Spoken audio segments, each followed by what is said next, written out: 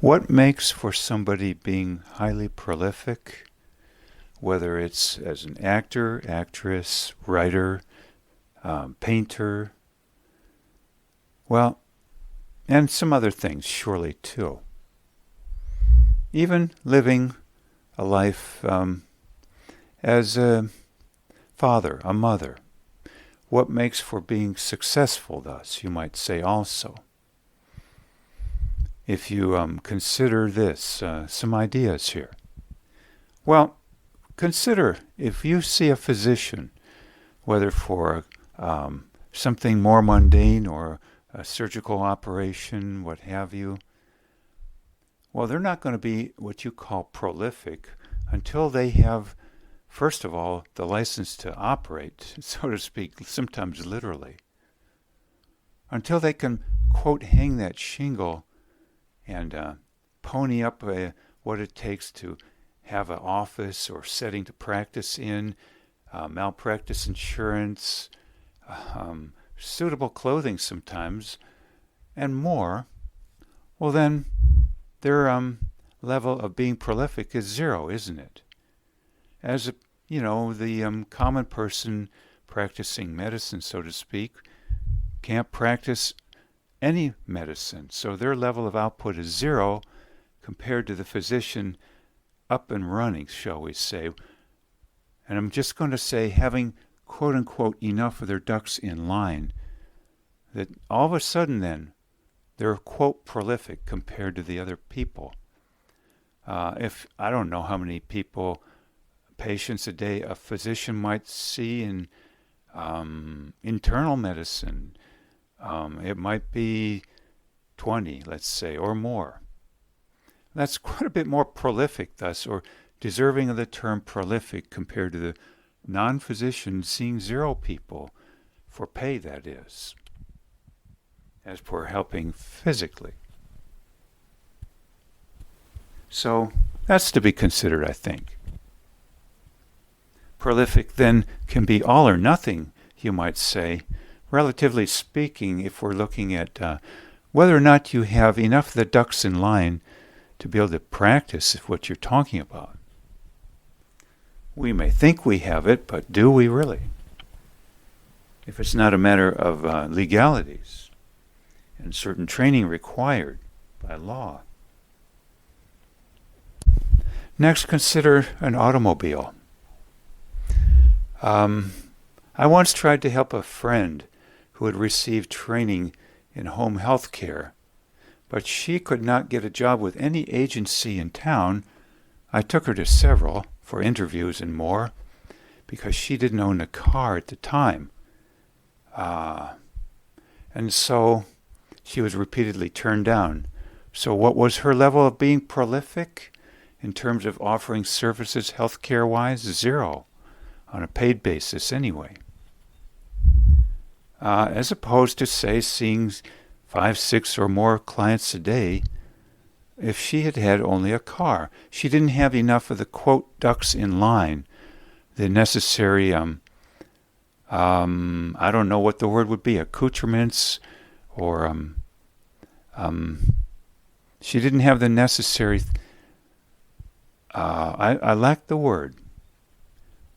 So, thoughts there also.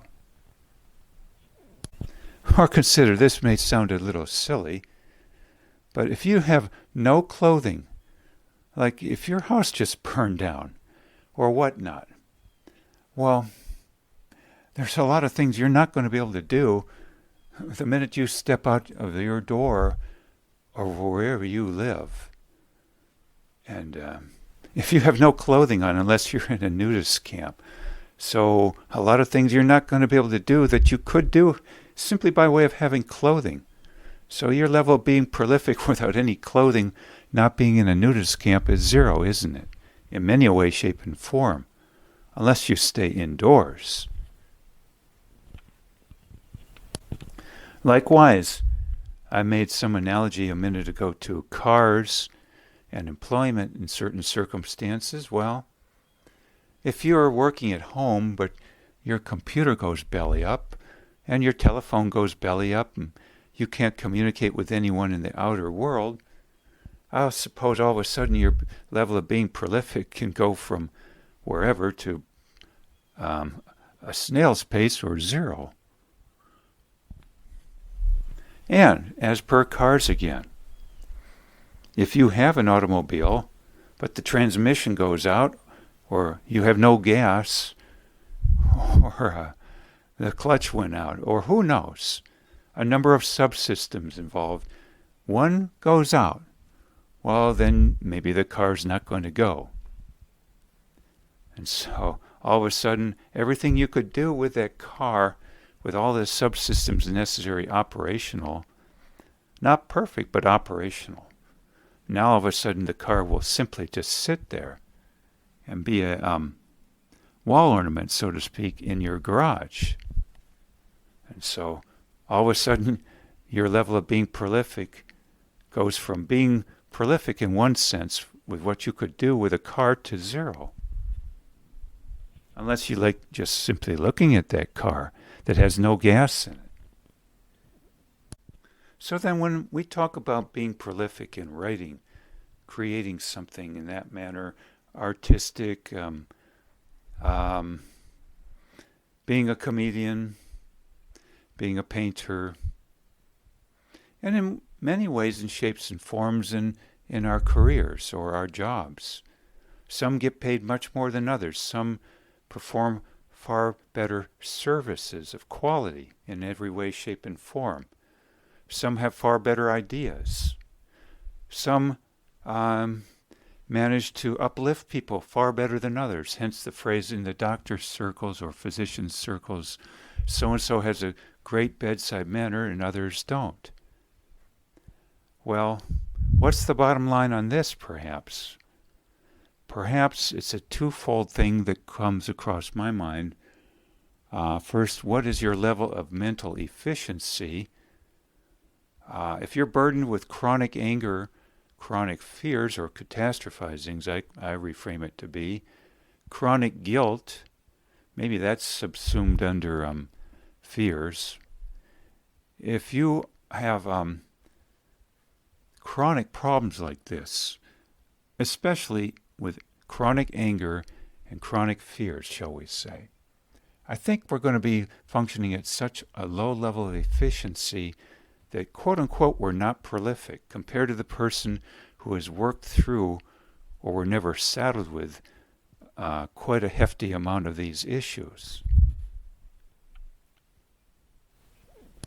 Secondly, if we aren't respectful towards people, and respectful toward ourselves too, in a smaller sense perhaps, in that we're perceived to be more easygoing with ourselves than the average person, more self-accepting.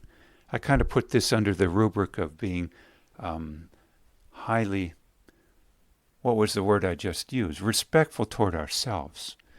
Well, the opposite of being respectful, I think, is being insulting or quote-unquote insulting someone's honor in the past, resulting in the challenge for a duel, or sometimes between nations, wars.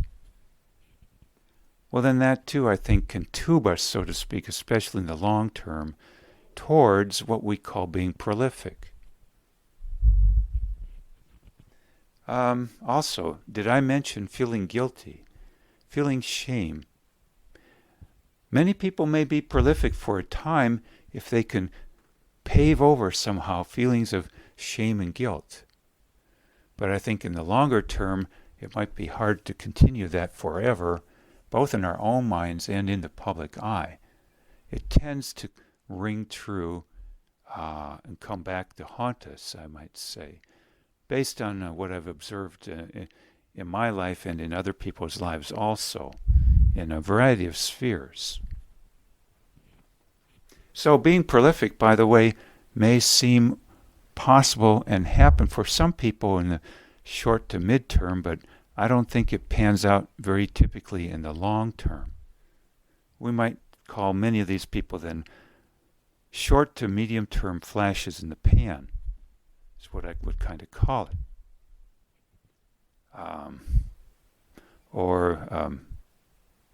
You get what you pay for in the long term, usually in terms of I don't know what you want to call it, your character or what you invest in who you are.